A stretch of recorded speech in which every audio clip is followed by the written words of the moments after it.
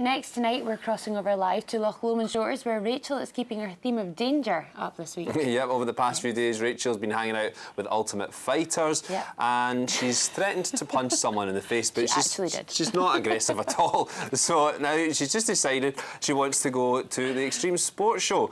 Rachel, do you think you're invincible?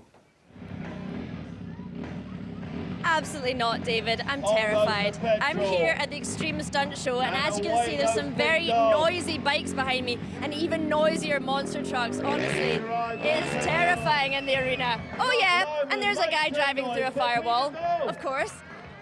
Terrifying stuff. I don't know how people do this for a living, but I'm gonna ask our friend Steve, who used to do it for a living. Steve. Hi, yeah, my name's Steve Flaherty. I'm 54 years old, from London. Used to be a stunt driver, now I'm a commentator.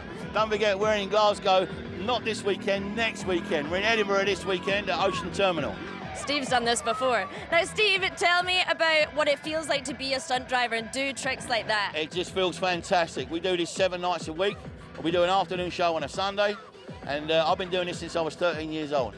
13 years old. How do you start doing stunt driving when you're 13? I watched a film on Evel Knievel, and that's what I want it to be.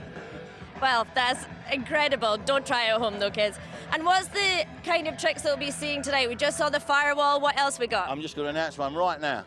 Ladies and gentlemen, boys and girls, let's give a big well, we'll find out what's about to happen. Charlie Brown, riding a 400cc Honda quad bike. He's going to attempt some two-wheel driving. Some two-wheel driving. I can't even do four-wheel driving, so let's take a look at this. Make some noise for Charlie Brown. Okay. Now, what's Charlie doing here, Steve? Charlie's actually balancing that quad bike onto 2 wheels. Wow, that takes a lot of doing. It takes years and years of practice. And so how long would you have to practice to get it on 2 wheels like that? Charlie, 2.5 years to perform this stunt. We are also going to perform this stunt in a buggy and in a Jeep. And what happens with the crushed cars over here? That's what the monster trucks, they squash them cars.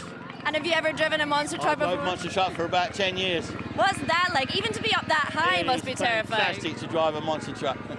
What's the feeling when you're in the truck and you're doing these stunts? What's the adrenaline like? What you do is you line up and you pull up to the first car. When you back away, the car disappears, so you don't see it.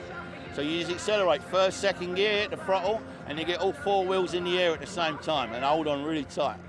Steve, that sounds absolutely horrifying, but it's going to be a great event here at Loch Lomond Shores, and they're going to come to Glasgow too, so if you want to see some extreme stunts in the flesh, you should make it down.